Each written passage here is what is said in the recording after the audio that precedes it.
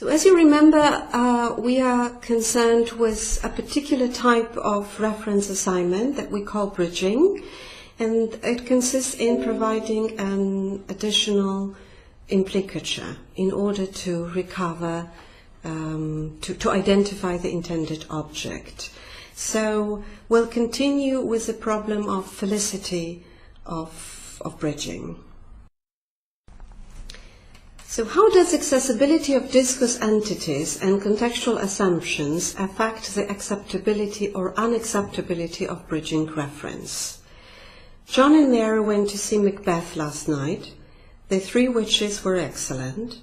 He moved to Ealing last year. The rent was incredibly cheap.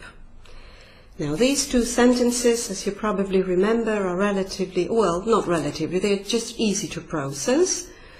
You know that three witches appear in the first scene of Macbeth, so the bridge is obvious. He moved to Ealing last year, the rent was incredibly cheap, so that was the rent in Ealing. And now we will perhaps discuss sentences in similar sentences, but this time they are less felicitous because the bridge involves more steps, more contextual assumptions. Simply more contextual assumptions have to be provided. John and Mary went to see a play last night. The Three Witches were excellent. So here it is a play instead of Macbeth. Thus we need to identify the play first and then to proceed to the initial scene in this play. And he stopped smoking suddenly. The rent was incredibly cheap, and I guess that here you may try whatever comes to your mind, because it's very difficult to find any connection with these two utterances. I hope you also remember our criterion B, that is no gratuitous effort. So the speaker should not expose the hearer to gratuitous effort if the hearer is to achieve adequate cognitive effects. So the hypothesis will be that the hearer will find a bridging reference stylistically infelicitous when it is obvious that there is a better, more economical way of achieving the intended effects. So this better way is simply to use the title of the play, to say Macbeth instead of saying a play. Now the hearer will find a bridging reference stylistically infelicitous when it is impossible for the hearer to decide what the intended effects are.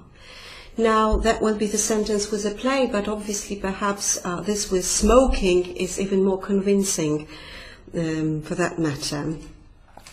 In both cases, the speaker is failing to achieve optimal relevance, either by asking the hearer to expend unjustifiable processing effort, or by failing to achieve at least adequate cognitive effects. So I would say that the first situation, then, when it is obvious that there is a better, more economical way of achieving the intended effects, can be well illustrated with Macbeth, with sentences with Macbeth and a play. So the hearer is simply asked to expend unjustifiable processing effort, whereas in the second sentence, that is, he moved to Ealing, he stopped smoking or something like that, the speaker simply fails to achieve at least adequate cognitive effects, because we really do not know what to do with these two sentences. So that's when a bridge is also found stylistically infelicitous. So a play, the sentence with a play. Stylistic unacceptability can be explained in terms of processing effort. Cannot be optimally relevant if some other utterance, which is manifestly as easy for the speaker to formulate as the one with a play, would have achieved the same processing effects for less processing effort. That is why Macbeth is preferred to a play. However, the effort required to process a particular utterance can vary significantly in different circumstances. Sometimes the bridging assumptions may be highly accessible, at other times less so. One factor affecting the accessibility of bridging assumptions is the hearer's interests, which may result in encyclopedic entries that are rich and frequently used. So perhaps if it is too complicated, I believe that on the next slide we'll have an example illustrating the point. Sometimes, because with play and Macbeth, this is just a linguistic clue that helps processing, but sometimes it doesn't have to be a linguistic clue, and the sentence with a play may be easy to process as well, provided the context is obvious enough. So perhaps we'll pass to the next slide and then we'll see some examples. I went to see a ballet last night. The Black Swan was marvelous. Now, when I was a child, it was just a routine to take children to the opera for the ballet Lake Swan. And actually, I guess it was the only ballet available. So the bridge, for me, is very, very easy to affect, because I associate ballet with Lake Swan. It is, I would say, the only ballet that immediately comes to my mind when talking about ballets in general. On the other hand, I went to see a musical last night. The fandom seemed to have a cold. It's not so easy, it's not so accessible to me, but it might be to someone who simply attended the opera house and saw that musical, the Phantom in the Opera, so many times as I did Swan Lake.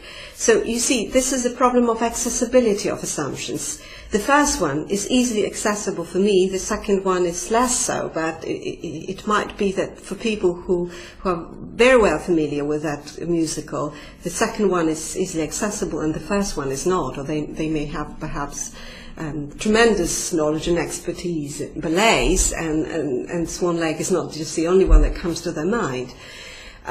So, as you can see, it is not only the problem of the linguistic clue, it is just the problem of accessible assumptions, and sometimes the sentence may be felicitous, even though apparently it does not look like one, simply because the assumptions are accessible to the hearer.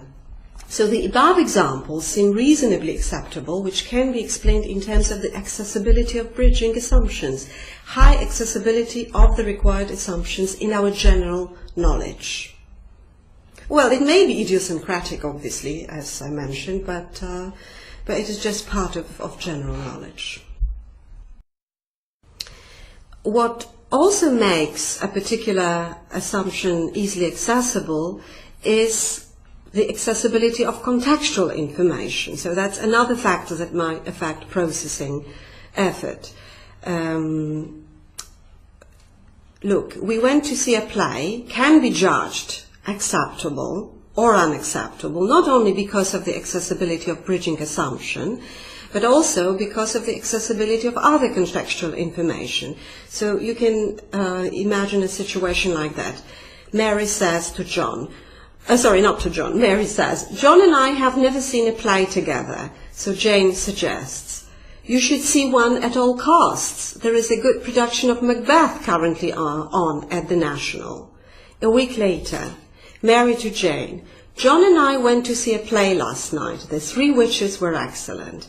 So you can see, it is obvious to Jane is the hearer here, it is obvious to Jane that Mary and John saw Macbeth. So even if Mary says, we saw a play, then it does not expose Jane to any gratuitous effort, because the contextual information is available, and then the utterance may be judged as acceptable. So concluding, Jane can retrieve the information about Macbeth relatively easily. The proposition Macbeth has roles for 3 witches is highly accessible in Jane's mind. Jane would be likely to judge Mary's utterance as acceptable. On the other hand, he stopped smoking suddenly, the rent was very cheap, must be judged as unacceptable, as it breaches both the requirement of adequate cognitive effects and the requirement of no unjustifiable effort, because you try very hard, but still you cannot understand the connection between the two, and actually you derive no cognitive effects whatsoever. Now, if you look at Rachel lost weight suddenly, the waiter was very charming. Again, it seems hardly acceptable. Now, you may try very hard and try to somehow construct a story behind that, but it is sort of difficult. It is very effort demanding. Or, John lost his job last month. The cruise down the Nile was excellent. Again, no connection. Obviously, it changes if we provide some missing contextual information. If we say that John received a good retirement package and spent the money on a tour in Egypt, then the previous 2 utterances make sense.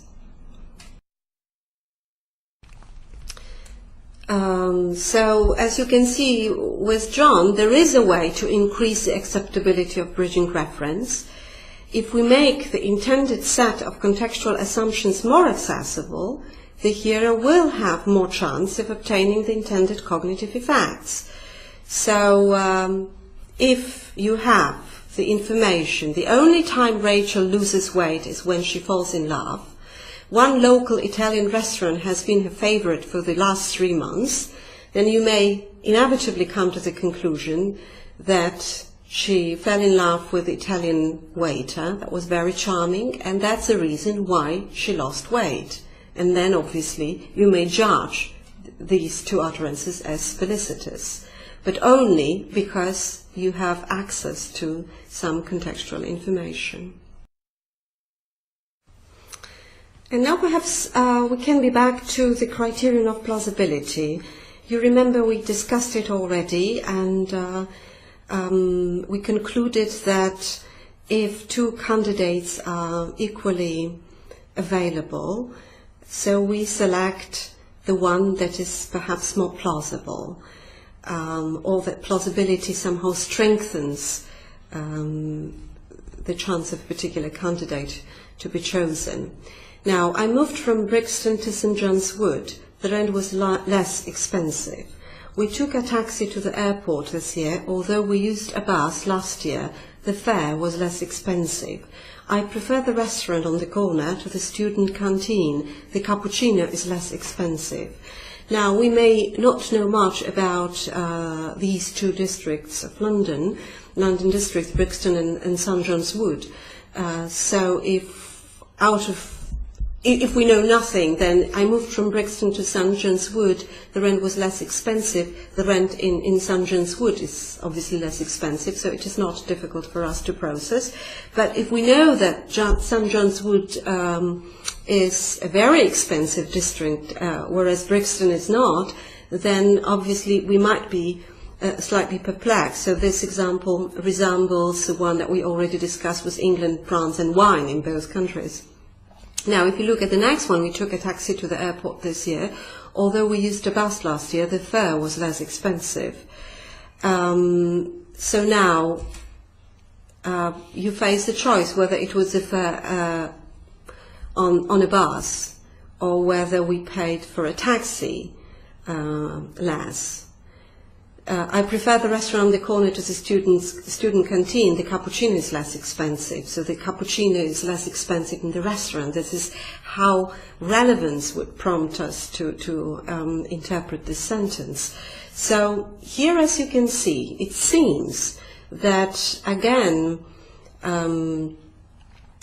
the accessibility of the candidate is a more important criterion than the plausibility, that still we believe that the fare was less expensive at the taxi, and that the rent was less expensive at St. John's Wood, and then the cappuccino at the restaurant on the corner is less expensive, even though it is somehow counterintuitive. It seems that plausibility is helpful, but it is not the most important criterion. The plausibility judgment seems to be overpowered by the criterion of consistency with the principle of relevance. When the hearer has to choose the referent from a range of candidate referents, he will choose the one which leads to an overall interpretation consistent with the principle of relevance. People who move from one place to another want to have preferable conditions. So that's why, even though we know that St. John's Wood is more expensive than Brixton, we still believe that somehow the speaker managed to find something less expensive there, because this is the solution strongly suggested by the principle of relevance. And actually that kind of reasoning applies to all the previous examples. Therefore, the strong notion of plausibility cannot be accepted. So here are some more examples of the same type. I prefer Edinburgh to London, I hate snowy winters. I prefer London to Edinburgh, I hate snowy winters. So in each case, actually, I prefer Edinburgh to London, I hate snowy winters, presumes that London has snowy winters. I prefer London to Edinburgh, I hate snowy winters. We presume that Edinburgh has snowy winters. In fact, Edinburgh is famous or notorious for snowy winters rather than London, but nevertheless it seems that our processing goes along the same lines in two cases. Jane moved from California to Manchester. She loves the warm winters. So now, again, even though we know quite a lot about Manchester and California, the interpretation of these two sentences is that it is Manchester where you can enjoy warm winters. Sarah left England for Australia. She hates the sandy beaches. So sandy beaches in England. Obviously, plausibility encourages the hearer to choose one interpretation and accessibility factors the other. Sarah left Australia for England. She hates the sandy beaches. Now, two factors prompt the interpretation. So actually you can see factors affecting the choice of interpretation: consistency with relevance, plausibility, accessibility of discourse entities, and accessibility of contextual assumptions. So this is the overall effect of all these factors. However, it seems that the decisive factor is the consistency with relevance. The hearer's expectation is created on the basis of not only the accessibility of discourse entities, but also the accessibility of contextual assumptions. Sometimes the accessibility of contextual assumptions becomes an even more crucial factor in determining the hearer's choice of interpretation. I prefer Edinburgh to London. I hate the snowy winters. Now, someone can prefer A to B because of some undesirable properties of B or some undesirable consequences caused by B. The speaker prefers Edinburgh to London because she hates the snowy winters in London. Not plausible. Highly plausible. The speaker prefers England to London. Edinburgh to London, not England. Edinburgh to London, although she hates the snowy winters in Edinburgh. Now, if there is such a dramatic clash between relevance on the one hand and plausibility on the other hand, then you either make an effort and try to interpret the sense, interpret the utterance, finding some sense in it. So, for instance, interpreting it as irony, or alternatively, you may decide that it is somehow infelicitous, and that it does not convey what was intended by the speaker. I prefer London to Edinburgh. I love snowy winters. I prefer England to Italy. I love pasta there. Those who are more strongly affected by accessibility factors choose London and England. So that they might lead to the ironic interpretation. Whereas those who are more strongly affected by the plausibility choose Edinburgh or Italy. For those who choose London and England, the expectation of hearing some positive reason for the preference was strong enough to override the resulting implausibility. So I prefer London to Edinburgh. I love snowy winters. It seems to me that it can be interpreted only ironically, because the plausibility judgment is so strong in this case. But nevertheless, still it is London. And I prefer England to Italy goes along the same line. But nevertheless, it is still England that is co-referential with there. Now, if on the other hand, the speaker believes that the utterance simply is not felicitous, the audience believes that the utterance is not felicitous, and the speaker wanted to express something different, wanted to convey something different, then obviously the audience must conclude that the speaker failed to communicate what she intended. So she actually wanted to say that she prefers Edinburgh even though she hates heavy winters. She fails because the assumption someone can prefer A to B despite some undesirable properties in A is not accessible to the hearer, was not made accessible to the hearer by this sentence. If the speaker really wanted to communicate that she prefers Edinburgh even though she hates heavy winters, she should have formulated her utterance in a different way. So, I prefer Edinburgh to London. However, I hate the snowy winters. I prefer Italy to England. However, I hate the pasta there. Perhaps you remember that however is the procedural encoding which eliminates the assumption derived from the previous utterance. So here, this elimination is signaled by however, and now the sentence makes perfect sense. There is a connection between the two utterances in each case. So one more time we are back to the sentence, I prefer Edinburgh to London. I hate snowy winters there, or even without there. Now, if the speaker's intention was to say that she hated snowy winters in Edinburgh, then we must conclude that the sentence was not felicitous. This interpretation is expected to fail because it is obvious that there is a better, more economical way of achieving the same effect. And this is the sentence with however. So I prefer Edinburgh to London, however, I hate snowy winters there. One more time. I prefer Edinburgh to London. I hate snowy winters there. The interpretation process of these two utterances may fail because for some people there is more than one line of contextual assumptions and resulting overall interpretations, and the hearer cannot decide on the intended one.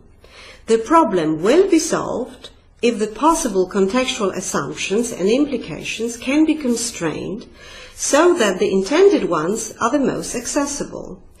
Discourse connectives have such a constraining function. However, as you remember, is used to contradict and eliminate an assumption. It simply blocks some inferential routes.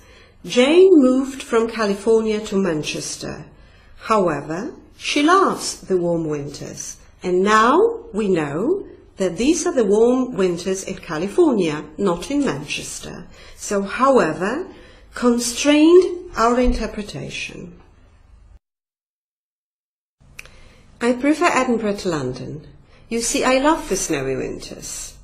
You see, here, strengthens the relevance and strengthens the interpretation. The relevance is to be achieved by strengthening the assumption. So I prefer Edinburgh to London because I love the snowy winters in Edinburgh. So, however, may change the hearer's choice of the referent. You see, and moreover, reinforce the line of interpretation which would be most likely chosen if there is no connective present. So I may say, I prefer Edinburgh to London. I love snowy winters. So snowy winters in Edinburgh. This is plausible. Okay? And this is also relevant, the most relevant interpretation. So you see, it just strengthens that interpretation. Whereas, however, forces the addressee to change the referent. I moved from Brixton to St. John's Wood, so I won't be bothered by the noisy neighbours. So introduces an implicature. This implication is that there are noisy neighbours in Brixton. Even if the assumption is not part of the hearer's knowledge, though it may, so in other words, if we do not know anything about Brixton, or St. John's Wood for that matter, it would be constructed, since a connective so constrains the hearer in her choice of interpretation. So I moved from Brixton to St. John's Wood. I won't be bothered by the noisy neighbours. Well, we may conclude that there are noisy neighbours in Brixton, but I moved from Brixton to St. John's Wood, so I won't be bothered by the noisy neighbours. So somehow makes this implication obvious to derive. So now we can perhaps proceed to the conclusion. Factors such as plausibility of the bridge, shortness of the bridge, computability of the bridge, accessibility of candidate reference, that is focus or topic that introduce these candidates. If I mention a Thai restaurant, then a waiter or waitress working at the Thai restaurant is made available. Accessibility of coherence relations contribute to overall processing effort, which in turn affects accessibility. When a bridging case is judged unacceptable, this is because the speaker is failing to achieve optimal relevance, either by asking the hearer to expand unjustifiable processing effort, or by failing to achieve adequate cognitive effects. The speaker can increase the acceptability of an utterance by making the intended set of contextual assumptions more accessible, or by creating a situation in which it is the most economical way of achieving the intended effects. As one way of increasing the accessibility of the intended set of contextual assumptions, the use of connectives such as however or moreover or so has been suggested. In relevant theory, reference assignment, bridging including, is a part of an overall process of utterance interpretation whose goal is to recognize what propositions and propositional attitudes the speaker intends to convey. If there is more than one candidate for bridging reference assignment, the hearer has to choose the one which leads to an overall interpretation consistent with the principle of relevance. Several candidate references are tested in parallel. The one that gives quickest access to an acceptable overall interpretation is chosen.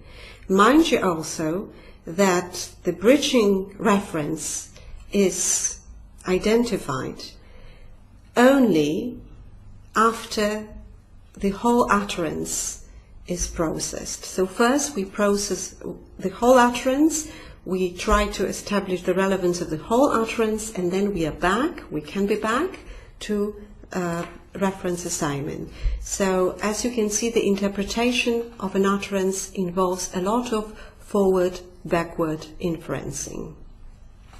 Thank you for your attention.